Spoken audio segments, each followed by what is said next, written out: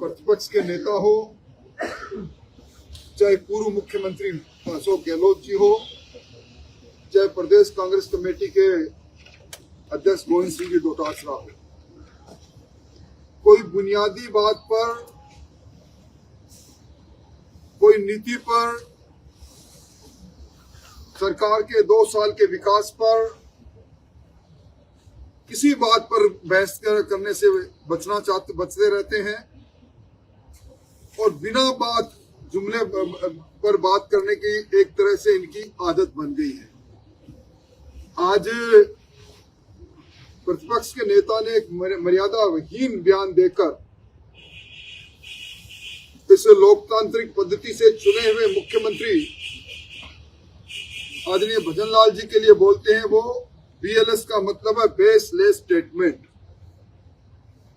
और उसके बाद वो कहते हैं कि हमारी पार्टी में भी, भारतीय जनता पार्टी में गुटबंदी है और वो और PCC के चीफ गोविंद डोटासरा जमीनी नेता है। निश्चित तौर पर जूली जी जमीनी नेता है। उनके ही कार्यकाल में, उनके ही जिले में थानागाजी के अंदर 2000 एकड़ की जमीन की लूट, जो विधानसभा में मैंने उस प्रकरण को उठाया था, और जिस कलेक्टर ने उस जमीन के अवैध आवंटन को रद्द किया, उसका उसी 3 दिन में स्थानांतरण किसी से छुपा हुआ नहीं। डोटासरा जी के गृह तहसील के अंदर नेक्सा ग्रीन के नाम पर 9,200 करोड़ की ठगी वही कांग्रेस के राज में हुई। अखंड भ्रष्टाचार में डूबी कांग्रेस, जिस पर पेपर लीक से लेकर भ्रष्टाचार के प्रमाणिक आरोप लगे, आज वो इस प्रकार के बयान जारी कर रही है। वो भारतीय जनता पार्टी की फूट की ओर इशारा कर रही है, जबकि आप देख रहे हो कि लगातार भारतीय जनता पार्टी के प्रदेश का प्रत्येक कार्यकर्ता आज भजन लाल जी और मदन जी राठौड़ के साथ खड़ा है। गुटबंदी उस समय हुई थी जब कांग्रेस के तत्समय के उप मुख्यमंत्री सचिन पायलट जी और अशोक गहलोत जी अपने अपने गुटों के विधायकों के साथ 35 दिन तक 5 सितारा होटल में कैद रहे।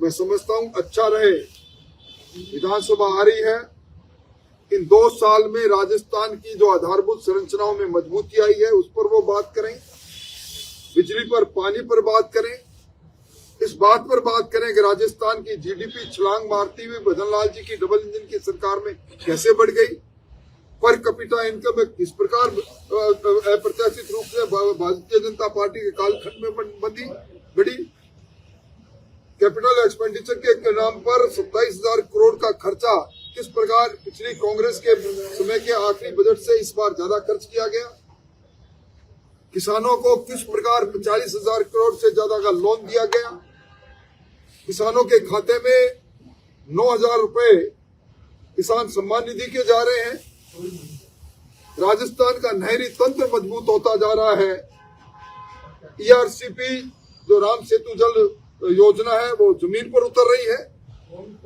यमुना जल पानी का समझौता जमीन पर उतर रहा है, बिजली में राजस्थान आत्मनिर्भर हो गया। इन पर बहस करे तो अच्छा लगे, किसी के नाम के आगे और विशेष तौर पर मुख्यमंत्री जी के नाम का BLS का बेसलेस स्टेटमेंट के साथ जोड़कर इस प्रकार, और पर्ची ना बदल जाए इस प्रकार की बात कर रहे हैं।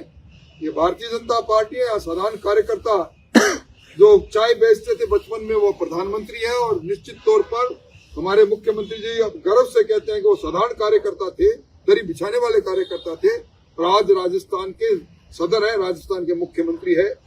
मोटे तौर पर उनके बयान पर मुझे यही बात कहनी थी। हमारे यहाँ संगठनात्मक बैठक चल रही है आज सुबह से, उसके बारे में वित्त आयोग के अध्यक्ष और पूर्व प्रदेश अध्यक्ष अरुण चतुर्वेदी जी, आज हम क्यों सुबह 8 बजे से लेकर रात्रि के इस 8:15 बजे तक यहाँ एकत्रित हैं, हमारे मंडल के पानी को लेकर भी उन्होंने कहा आपसे पानी की बात में वो कह रहे हैं ERCP अभी तक उसको राष्ट्रीय दर्जा नहीं मिला है और यमुना जल समझौता तो 24 महीने हो गए DPR ही नहीं बनी। यमुना जल समझौते का DPR को मंजूरी मिल चुकी है, दोनों राज्यों में सहमति हो गई है। वो किस मुंह से कह रहे हैं? अगर वो यमुना जल समझौते के विरोध में है तो खुल कर कहना कि समझौता नहीं होना चाहिए। ERCP के अंदर 19,600 करोड़ के टेंडर भी हो गए, कार्यादेश भी दिए जा चुके हैं, डैम बनकर तैयार है और सारी चीज धरती पर उतर रही है। गंग कैनाल के अंदर कल ही मुख्यमंत्री जी ने 4,900 करोड़ के रुपए के कार्य का शिलान्यास किया है। और सबसे बड़ी बात है कि आज तक अब तक कोई भी किसान आंदोलन किसी भी बात को लेकर कांग्रेस के उकसाने के बाद भी किसान सड़क पर नहीं आया।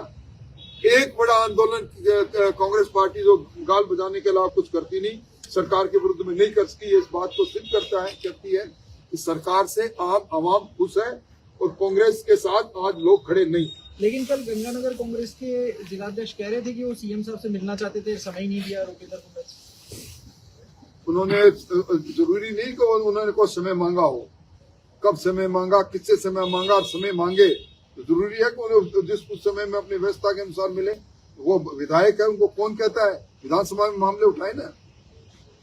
राठौर साहब, एक जेल जाने के सवाल पर भी कल मुख्यमंत्री जी ने कहा था और पूर्व मंत्री भी इस कतार में लगे हुए हैं, तो डोटासरा जी ने कहा कि बोले 2 साल में मच्छर तो पकड़ नहीं पाए, मगरमच्छ पकड़ने की बात करते। मैं समझता हूँ कि ये कहकर वो महेश जोशी जी का अपमान करते हैं। महेश जोशी को मच्छर कहते हैं। मैं समझता हूँ जो उनके साथ इतने वर्षों तक रहे, सरकार में मंत्री रहे, उनको मच्छर कहना मैं इसको एक तरह से अपमान मानता हूँ। अपने ही साथी का अपमान करने की आदत डोटासरा जी जाती नहीं। क्या वाकई सरकार कुछ ऐसे लग रहा है कि पुराने चेहरों के ऊपर सब एक्शन हो सकता है? अब इस प्रकार का बयान देकर चोर की दाढ़ी में तिनका, मैं समझता हूँ कि उस तरह की बात वो कर रहे हैं। पाक साहब हो तो डर काहे का है? इसको पकड़ा आज जेल के संरक्षकों के पीछे में 200 के लगभग जो लोग पेपर लीक में चले गए वो कौन थे?